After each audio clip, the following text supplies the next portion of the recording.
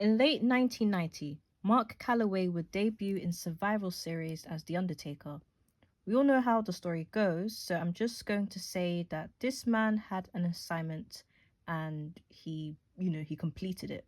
He showed up, graced us with his presence, and then he left. Next thing you know is everybody's talking about him. He understood the assignment. Vince gave him that assignment and he cleared it with flying colors. He went from this to this. Yeah, he needed that makeover. I'm not trying to be mean or anything, but this man could not dress himself. Understand why he's extremely loyal to the wrestling business. Like, I don't condone what Vince McMahon has done, but he did Mark Calloway a favor. Let's agree on that. In this video, I will be analyzing this version of The Undertaker, his appearance, his relationship, and just about anything that interests me.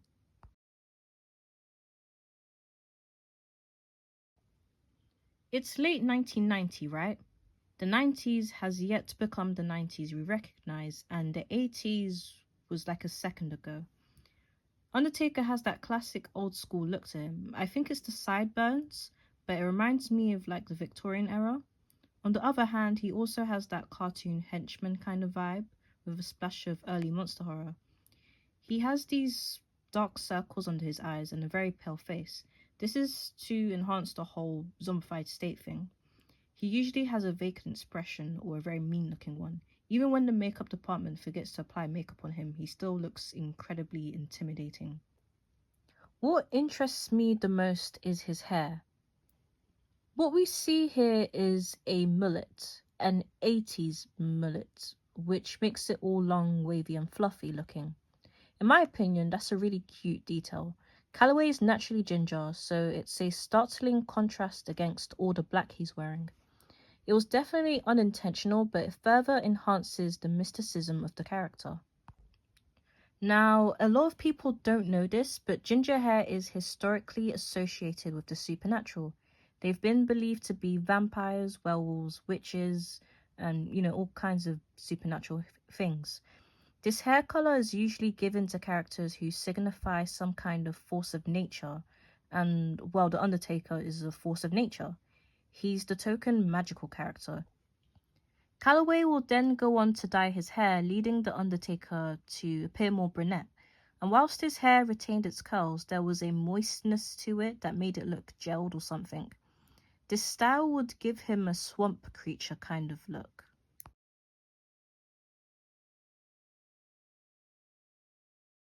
The early version of Taker is immature. He's beating up people for the fun of it, but 93 to 4 is doing it because it's his job.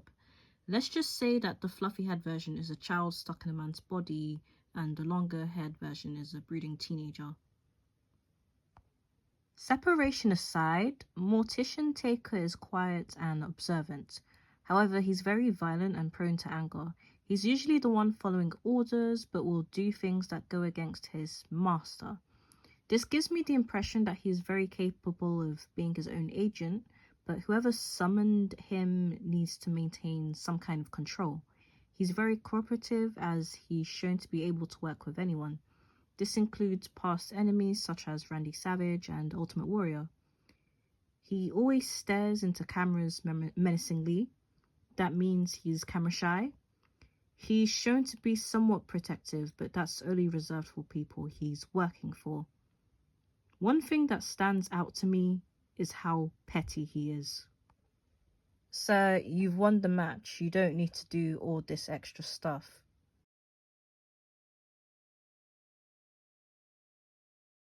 The Undertaker can be seen in his funeral home doing work, like making coffins from scratch, which counts as arts and crafts.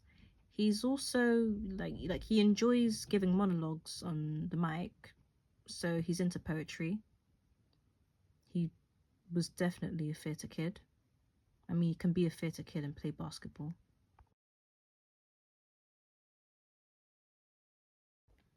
What is he? What is his issue? Why is he doing this?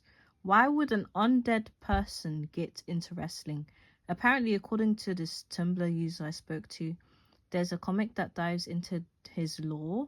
I'm not gonna look it up though. I don't have time for all that. Um, Trying to trace all back to like 93 or something. I'm not doing all that. Like, what is the law behind that? Like, what is the after? Better yet, why is a wizard making an undead person do this? Like, why is this happening? The Undertaker is a wicked person. If his overtly violent tendencies didn't make that clear, he momentarily worked alongside Jake the Snake Roberts to terrorize Randy Savage and the Ultimate Warrior. And guess what? He did it for the love of the game. He would spread dirt or rose petals on his opponents' bodies after knocking them out. I personally think this guy genuinely wanted to unalive them or something, because it looks like he's trying to recreate a body being prepared. He's definitely that one mortician people only go to because they don't have enough cash or they're burying someone they never liked. Like, you have to be a very hateful person to send any corpse to him. Like, this is unprofessionalism.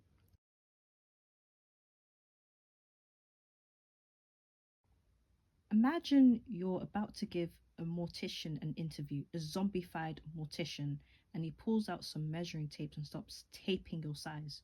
Does he know something I don't? And if you question him, he won't answer you. If you say anything, he just won't respond. Like, you're not a person to this guy. Undertaker's first manager was Brother Love. This relationship is an oxymoron, at least that seems to be the case at first glance. Brother Love believes in promoting love, The Undertaker just likes burying bodies. When I first looked into 1990 Taker, I had yet to find out more about Brother Love, so I genuinely believed they were an odd pairing.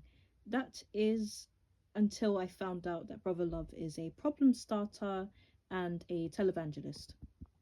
They have, in my opinion, an uncle and nephew kind of vibe. They are an interesting match, they fit well enough. They don't have to look alike, they don't have to have the same interests. Why? Because family's family. Next is Paul Bearer, Master and Pet. Paul is running things. This ties back to what I said in personality. Paul needs to maintain control over Undertaker when it comes to fights, but he seems to trust Taker to operate by himself outside the ring. I just question how far this trust goes, because he's always grabbing Taker by the hair and holding up the urn to get his attention every time Taker shows a second of what could be disobedience. Now, get this. Taker debuted with Brother Love on 22nd of November 1990. Paul Bearer didn't come along until February 16th, the year after. You let your puppet operate by himself for 4 months. What was their beef even about? I get that they were fighting over the championship and everything, but things got personal for it feels like no reason. I'm only saying this because there's little info I could find on how it happened, and there's not enough footage available. And even if that was enough footage, I don't think it, you know, answered enough of my questions. Now, you know that video I showed of Undertaker and Jake the Snake tricking the Warrior? I don't think Undertaker needed to be there. I've established that Undertaker is pretty evil. I believed that he showed up to see that for fun. He did it for fun. He's a bully. And yeah, I get it. He buries people. He puts people in body bags. He puts people in caskets. He loves doing that, I know. But he really could have just kept it in the ring, and he decided not to. He was bored. He needed more. Beating people up in the ring wasn't enough, and I guess the Warrior was a kindred spirit. And guess what? He ended up chilling with him in the end. They ended up chilling together. A year later, Ultimate Warrior and The Undertaker worked together on some separate occasions. So you forgave him. Forgiveness is key and everything, but you're suddenly going to move past what this guy did. He put you in a casket and then he locked you inside it. It took a while, like it took a whole 5 minutes for people to get you out, and you needed CPR. And that's just the beginning of what The Undertaker has done. The Undertaker involved himself in someone else's beef. Undertaker shows up to Randy Savage's wedding reception and clocks him on the head with the urn. That's all. He doesn't do anything else. He just basks in the chaos he helped create. And he did it for no reason. Absolutely no reason. And to further support this statement, I'm going to show you this clip. See, he involved himself in this beef for nothing, for no reason. Why did he do it? We don't get an explanation. He just wanted to. You know what's crazier? Randy and The Undertaker ended up working together like 2 years later. So, Randy, you decided to forget that this guy showed up at your wedding reception and disrupted it. And then he did a promo with the guy. He helped disrupt your reception. And to make things worse, like, them doing that was planned. Like, they planned to do that. In conclusion, what is wrestling even about? On a more serious note, the Western Mortician was fun while it lasted.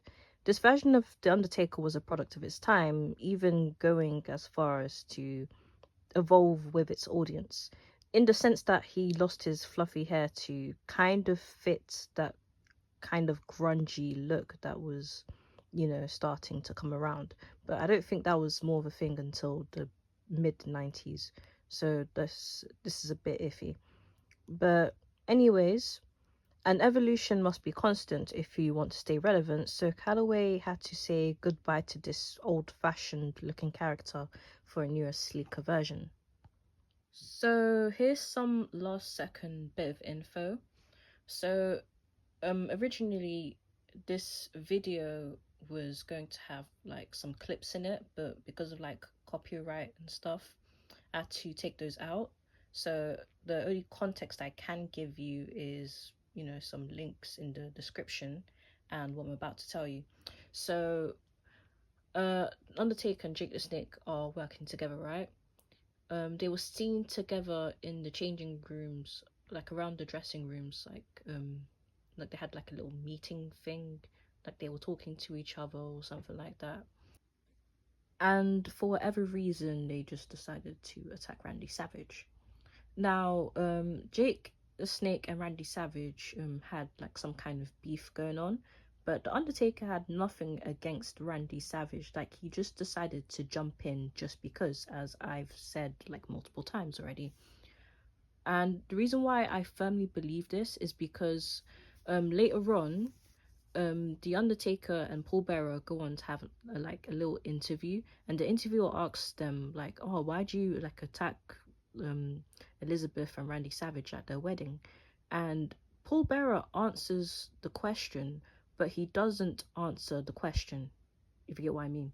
Like, he talks about how nice the wedding is and rambles about how lovely like the dancing was and all of that, but he doesn't explain why they did it, like what their problem is. So I firmly believe that they were just bored and wanted to do that just because. You're probably thinking that there must have been something in it for the Undertaker, but I honestly don't see what could have been in it for the Undertaker, what Jake the Snake had to offer. I mean, Jake can like talk to snakes and stuff, but like the Undertaker has like he's an undead creature. And the Undertaker goes on to sort of betray Jake. So he stops Jake from attacking Elizabeth, and I think he kind of, like, if I remember correctly, attacks Jake that very same day, that same moment. And I think like a few nights afterwards, Jake confronts the Undertaker like, whose side are you on? And the Undertaker straight up goes, "Oh, I'm not on your side." So it's like, what was that for? Why were you working with him in the first place?